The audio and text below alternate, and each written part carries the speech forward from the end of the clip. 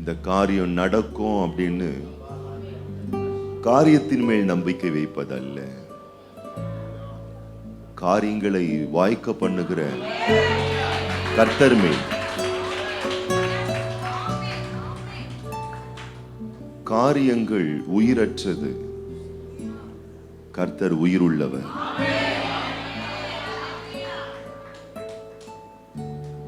உயிருள்ள தேவன், உயிர்த்தெழ செய்கிற தேவன், புதுப்பிக்கிற தேவன். அவர் உயிரோடு இருக்கிற வரைக்கும் இந்த பூமியில புஷ்பங்கள் உயிர் பெற்றிருக்கும். அவர் உயிரோடு இருக்கும் வரைக்கும் எல்லா ஜீவ ராசிகள் அது உயிர் பெற்று கொண்டே இருக்கும். அப்போ நமக்கு ஒரு பெரிய நம்பிக்கைகள் உண்டாக வேணும். எதுவும் முற்றுப்புள்ளி ஆகல, முடிஞ்சு போகல. முடிஞ்சு போச்சுன்னா இந்த மாசத்தை நம்ம பார்த்திருக்கவே முடியாது. நமக்கானவைகள் உயிர்ப்பிக்கப்படும், அது மீட்டெடுக்கப்படும். நமக்காக மீட்டு கொடுக்கிற ஒரு தேவன் இருக்கிறார். ஒரு தீர்க்க தரிசன பாடல் நாம் பாட போகிறோம். யாக்கோப் என்னும் சிறு பூச்சியே, நீ பயப்படாதே. பயம் வருது, இருந்தாலும் பயப்படாது. இல்ல பயப்படுற மாதிரி இருக்கே, பக்கத்துல பார்த்து சொல்லுங்க, பயப்படுறீங்களா? அத மூஞ்சிலே தெரியுது, அப்புறம் என்ன வாயில வர சொல்லணுமா? ஏன் பயப்படாதுன்னு சொல்றாருன்னா, இது தைரியம் உள்ளவர்களுக்கு சொல்லப்படுகிற வாக்கு அல்ல, பயப்படுகிறவர்களுக்கு. பக்கத்துல பார்த்து சொல்லுங்க, ஆளு சும்மா ஜம்முன்னு தான் இருக்கீங்க, உள்ளதான் ஜாம் மாதிரி இருக்கு. எப்படி என்ன ஒன்னும் புரியல, யோசித்து யோசித்து மண்டெல்லாம் சூடாகுது. அப்பப்போ கொஞ்சம் தலையில எண்ணெய் வச்சுக்கோங்க, சூடாகிருது. நான் சொல்றது தேங்காய் எண்ணெய சொல்லல, அபிஷேக எண்ணெய சொல்றேன்.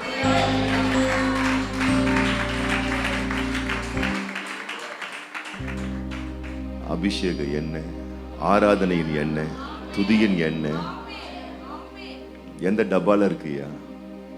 அது டப்பால இல்லைங்க, நம்ம வாயில இருக்கு. நம்ம ஆற்றுல இருக்கணும். ஆற்றுல இருந்தா டப்பால வரும். எத்தனை பேர் ஆமீன் சொல்றோம்? கர்த்தர் ஸ்திரப்படுத்துகிறவர், நிலைப்படுத்துகிறவர், உயிர்த்தெழ செய்கிறவர். அப்போ தேவன் என்ன சொல்றாருன்னா, நான் இருக்கிற வரைக்கும் நீ ஏன் பயப்படுற?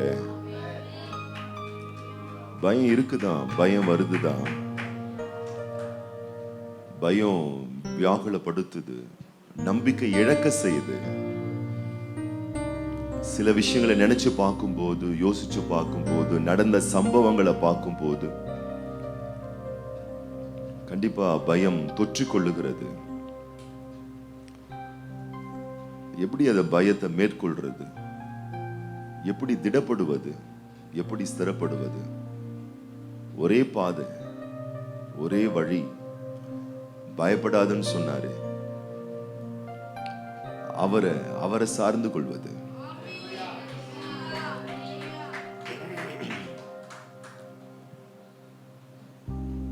லண்டன் மிஷன் அன்னை தெரேசா அம்மையார் அவர்களை, அவங்க கல்கட்டால இருக்காங்க. அவங்க மேல சில புகார்கள், அவங்க அதை பண்றாங்க, இதை பண்றாங்க, இதை பண்றாங்க, அதை பண்றாங்க அப்படின்னு லண்டன் மிஷன் அவங்களுக்கு ஒரு நோட்டீஸ் அனுப்புது.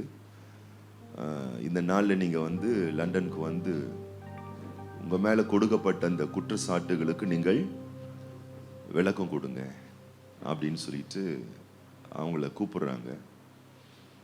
இவங்க ஒரு குறிப்பிட்ட நாளில் காலையில் ஃப்ளைட்டில் போகிறதுக்காக காலையிலேயே மிட் நைட் ஒரு 2 மணிக்கெலாம் கிளம்பி, ஏன்னா காலையில் 5:30 மணி ஃப்ளைட்டு, 2 மணிக்கெலாம் அவங்க கிளம்பி ஏர்போர்ட்டுக்கு போயிட்டு அந்த ஏர்போர்ட்டில் இருக்கக்கூடிய சில ப்ராசஸ்லாம் முடிச்சுட்டு போகிறதுக்கு சரியாக இருக்கும்னு கரெக்ட் டைமுக்கு அவங்க போயிடுறாங்க. அவங்க சொல்கிறாங்க, போகிற வரைக்கும் அவ்வளோ பயம், என்ன கொஸ்டின் பண்ணுவாங்களோ, இல்லை நம்மளை இடம் ட்ரான்ஸ்ஃபர் பண்ணுவாங்களா, மிஷன் நம்மளுக்கு பலவிதமான கொஸ்டின்ஸ் எழுப்புகிறாங்க அப்படின்னு ஒரு வகையான ஒரு பதற்றம், ஒரு விதமான ஒரு பயம் அந்த தாயார், அந்த அம்மையாருக்குள் இருந்ததாம். எல்லாம் ரெடியாக இருக்காங்க, ஃப்ளைட் வந்துடும் போகலாம் அப்படின்னு நினைக்கும் பொழுது ஒரு அனௌன்ஸ்மெண்ட் வருது, ஃப்ளைட்டு வர்றதுக்கு இன்னும் 3 மணி நேரம் ஆகும், 3 மணி நேரம் நீங்கள் வெயிட் பண்ணணும்னு சொன்ன உடனே அங்கே இருந்தவங்கெல்லாம் ஷாப்பிங் போகிறது அங்கங்கே போயிட்டாங்களாம். இந்த மாதிரி என்ன பண்ணாங்கன்னா, பேக்கில் ஒரு டவல் வச்சுருந்தாங்களாம். அந்த டவல் எடுத்துட்டு எல்லாரும் உட்காந்துருக்கிற அந்த சேருக்கு கார்னரில் அந்த டவலை விரித்து போட்டுட்டு நேர் முழங்கால் படிட்டு 3 மணி நேரம் நான் ஜெபம் பண்ண போகிறேன் அப்படின்னு 3 மணி நேரம் அந்த அம்மா ஏர்போர்ட்டில் ஜெபம் பண்ணிட்டு இருந்தாங்களாம். அதுக்கப்புறம் அவங்க சொல்கிறாங்க, அந்த 3 மணி நேரம் விமானம் தாமதமானது நல்லது தான், அந்த 3 மணி நேரம் நான் தேவனை சந்தித்தேன், தேவன் என்னை சந்தித்தார். என்ன ஆனது? ஒரு பெரிய நம்பிக்கை உண்டானது, தைரியம் உண்டானது. அதுக்கப்புறம் பார்த்தீங்கன்னா எல்லாரும் சொன்னாங்களாம், உனக்கு லண்டன் மிஷன் ரிவிட் அடிக்க போறாங்கன்னு. இந்த அம்மா சொல்றாங்க, எனக்கு ரிவிட் அடிக்கல, எனக்கு ரிவார்டு கிடைச்சதுன்றாங்க. அதான் எப்பவுமே தேவ பிள்ளைகள் வந்தடையத்தக்க ஒரு இடம் என்று சொன்னால் அது தேவ சன்னிதானம். அந்த நிலைக்கு நம்மளை பொருத்திக்கணும் பாருங்களேன். ஜெபிக்க, ஆராதிக்க, ஆலய கூடி வரவிலே பங்கெடுக்க. உலக மக்கள் என்ன பண்ணுவாங்கன்னா, இது மாதிரி சூழ்நிலையில திடப்படுத்தப்படுவதற்கு உலக நட்புகள், ஆசாபாசங்கள், சிற்றின்பங்கள், மதுபானங்கள் இப்படிலாம் போவாங்க. அது கொஞ்ச நேரத்துக்கு அவங்களுக்கு ஒரு போதையை கிக்க கொடுத்து ஒரு தைரியத்தை கொடுக்கும். அதுக்கப்புறம் கிக்கெல்லாம் நீங்க பார்த்தீங்கன்னா விக்கா மாறிடும். ஆனால் நான் சொல்றேன், உண்மையிலே பலன் கொள்ளுகிற மனிதர்கள் பாக்கியவான்கள்.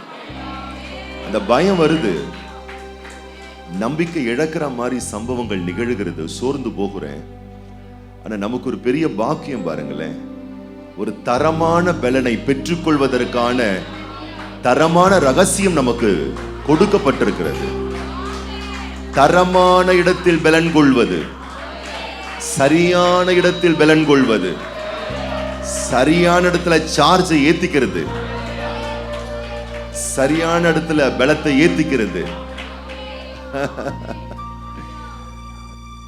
சமீபத்துல ஒரு தம்பி பாருங்க, இந்த புகையில சுவாசிக்கிற அந்த தம் அடிக்கிற சிகரெட் பிடிக்கிற அந்த பழக்கம், ஒரு பாதிப்புக்குள்ள போனாரு. டாக்டர்லாம் சொல்லிட்டாங்க, நிறுத்தலைன்னா செத்து போயிடுவீங்கன்னு.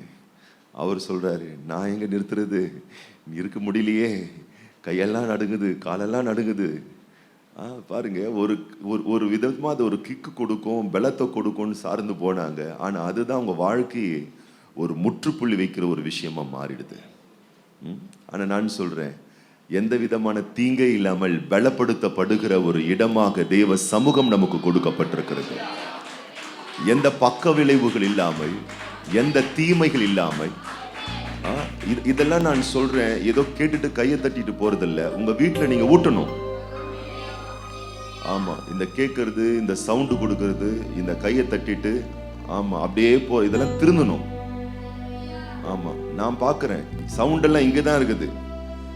ஆமா, பர்சனல் லைஃப்ல ஒரு சவுண்டும் இல்லை, வாழ்க்கையில ஒரு எழுப்புதல் இல்லை, குடும்பத்துல ஒரு மறுரூபம் இல்லை. சவுண்ட் இங்க மட்டும் இருக்கக்கூடாது, சவுண்ட் பர்சனல் லைஃப்ல இருக்கணும், வீட்டுல இருக்கணும். உங்க மூலமா உங்க பிள்ளைங்க லைஃப்ல அது வெளிப்படணும், உங்க குடும்பத்தார் வாழ்க்கையில வெளிப்படணும். ஏன்னா இது ஜீவன் உள்ளது. இதை ஒரு நடிச்சுட்டு போற ஒரு விஷயம் இங்க நடக்கல பாருங்களேன். இதை 1ஆம் தேதி வரும், அப்படியே சவுண்டை கொடுத்தோம், கையை தட்டினோம், ஆமீன் போட்டோம், அல்லேலூயா போட்டோம், அப்படியே போயிட்டோம். இது என்ன இங்க நாடகமா நடந்துகிட்டு இருக்கு? இது என் லைஃபை மாத்துற ஒரு விஷயம் நடந்துகிட்டு இருக்கு. என் வாழ்க்கையை மறுரூபமாக்குற ஒரு விஷயம் இங்க நடந்துகிட்டு இருக்கு.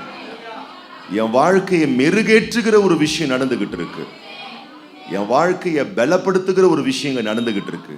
அப்ப அதுல நம்மளை அர்ப்பணிச்சு, அந்த அர்ப்பணிப்பால் நாம் ஆசீர்வதிக்கப்பட்டு அந்த ஆசீர்வாதத்தின் ஊற்றுகளை நம்முடைய குடும்பத்தில் பாய்ச்சுவது, நம்முடைய தலைமுறைகளுக்கு பாய்ச்சுவது, நம்முடைய வீடுகளிலே பாய்ச்சுவது, அதுதான் பாருங்க ஒரு தரமான ஒரு வளர்ச்சியாக இருக்க முடியும் அன்பானவர்களே. அல்லேலூயா. அப்போ நான் இந்த காலையில நான் இங்க வந்திருக்கிறேன்னா என்ன அர்த்தம்? நான் கர்த்தரில் பலன் கொள்ள நான் வந்திருக்கிறேன், கர்த்தரில் திடன் கொள்ள நான் வந்திருக்கிறேன். ஏன்னா எனக்கு தெரிஞ்சு போச்சு, இந்த இடத்தை விட, ஆண்டவருடைய சன்னிதானத்தை விட நான் பலன் கொள்வதற்கு இந்த பூமியிலே தரமான ஒரு இடம் என்று சொல்வதற்கு இந்த பூமியிலே ஒரு இடமும் கிடையாது. ஆகவேதான் சங்கீதக்காரன் சொல்லுகிறான், அவர் என்னை பலத்தால் இடை கட்டி வழிகளை செவ்வையாக்குகிறவர்.